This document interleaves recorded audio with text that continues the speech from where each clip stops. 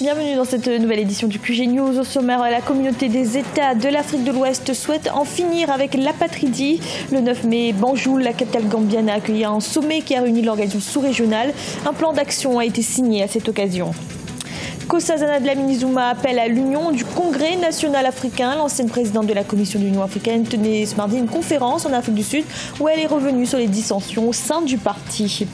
Et Equatorial Congo Airlines prévoit de reprendre ses activités dans quelques semaines. La compagnie aérienne congolaise a signé un partenariat avec Ethiopian Airlines pour les parties techniques et la formation des équipages. La communauté économique des États de l'Afrique de l'Ouest est devenue ce mardi la première organisation du continent à adopter un plan d'élimination de l'apatridie, un phénomène qui concernerait près d'1 million de personnes dans cette partie du continent. Le plan d'action a pour objectif de devenir contraignant pour les États membres. Ibrahim Adjoumaba. Les États membres de la CEDEAO veulent en finir avec l'apatridie. En droite ligne de la déclaration d'Abidjan de 2015, ils se sont réunis mardi 9 mai à Banjul en Gambie avec le Haut Commissariat aux réfugiés pour adopter un plan d'action. Les autorités de la CEDEAO sont résolument tournées vers la reconnaissance de tous les citoyens qui naissent au sein de la communauté.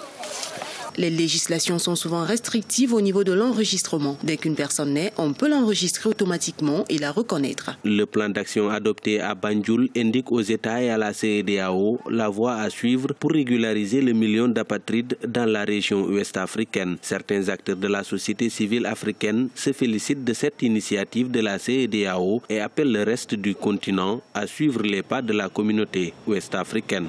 Cette prise de position de la CEDEAO est extrêmement importante dans notre contexte ouest africain déjà. Je pense que le fait que la CEDEAO soit la première organisation à se positionner contre l'apatridie est extrêmement important et un signal fort. Et il est aussi important de dire par rapport à cela que la Mauritanie qui vient de signer un accord de partenariat avec la CEDEAO devrait effectivement suivre. En tant qu'organisation donc luttant contre l'apatridie en particulier, nous trouvons que c'est extrêmement important. Les États membres de la CEDEAO ambitionnent de mettre fin à l'apatridie en Afrique de l'Ouest d'ici 2024. La Côte d'Ivoire est le pays qui compte le plus d'apatrides dans la zone avec près de 700 000 personnes selon le Haut Commissariat aux réfugiés. Au Sénégal, les enfants de la rue suscitent l'inquiétude de la CEDEAO et du Haut Commissariat aux réfugiés. Alors qu'en Mauritanie, la société civile lutte pour la reconnaissance du droit à la nationalité pour les populations négro-africaines. En Afrique du Sud, Nkosazana Dlamini-Zuma, ancienne présidente de la Commission de l'Union africaine, tenait ce mardi une conférence. Elle est revenue sur les dissensions au sein du Congrès national africain. Elle a notamment appelé le parti à l'unité. Marcel Fabamaroun.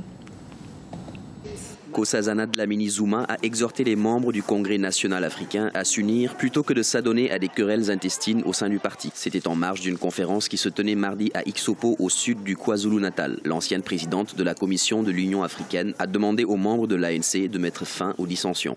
Factions don't help anyone. Les factions n'aident personne. Elles sont seulement source de division et de méchanceté. C'est pourquoi elles doivent cesser. Cela ne veut pas dire que la démocratie doit cesser avec elles.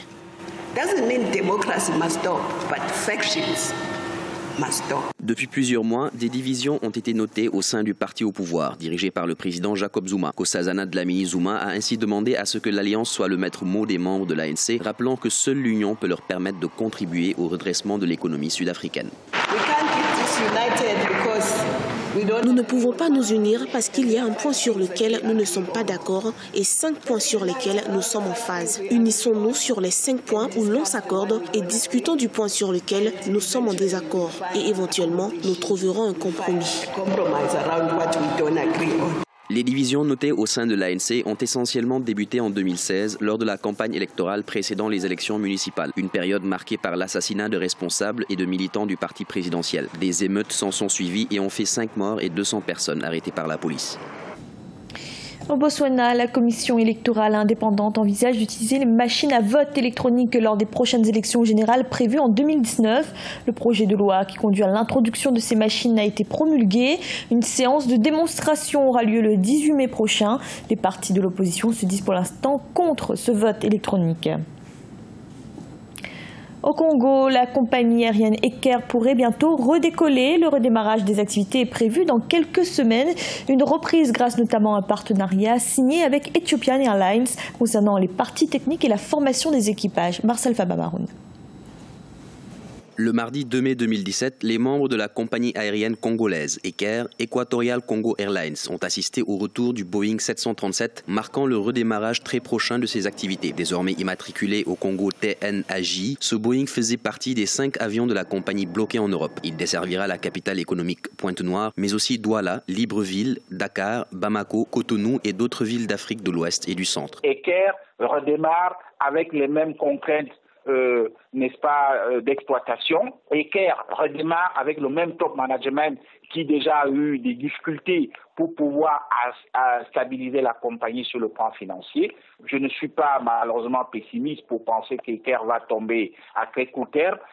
Selon un cadre de la compagnie, le redémarrage des activités est attendu dans les semaines à venir. Celui-ci annonce également un partenariat conclu avec Ethiopian Airlines concernant la formation de ses équipages et la maintenance de ses avions. Il s'agit dans un premier temps d'assister techniquement le top management d'Eker et éventuellement, pourquoi pas aussi, renforcer les capacités en ressources humaines du personnel.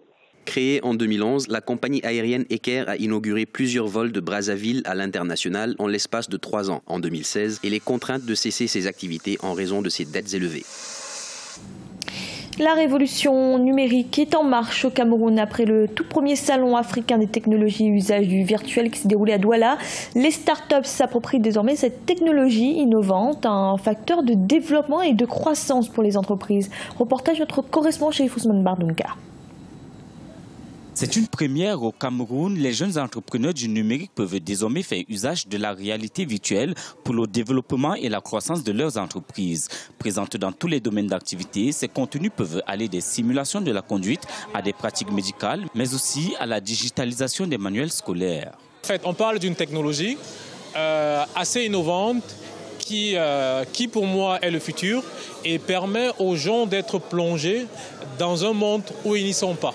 En fait, c'est vous permettre, par exemple, de vivre un événement qu'on n'a pas vécu, mais en live, ou encore de vous permettre de faire de la médecine dans un monde virtuel avant d'avoir à le faire sur un patient, par exemple. Déjà actif dans le domaine du numérique, le jeune entrepreneur William Elong entend se servir de la réalité virtuelle pour accroître son offre de services. Présent au premier Virtual Africa Forum, il a acquis des rudiments pour développer de nouvelles applications.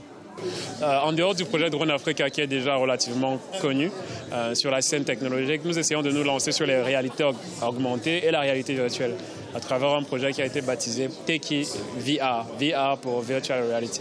Donc c'est l'initiative que toute l'entreprise essaie de lancer pour démocratiser justement les applications de la réalité augmentée dans la santé, dans la médecine, dans l'éducation en Afrique. Les enjeux de la réalité virtuelle seront débattus davantage lors du Forum international sur l'économie numérique qui sera organisé à Yaoundé au Cameroun du 15 au 17 mai 2017. Cependant, pour profiter pleinement de cette nouvelle technologie, il faudra, selon les spécialistes, résoudre l'équation du coût de l'Internet et de son taux de pénétration qui se situe à moins de 25% pour l'instant.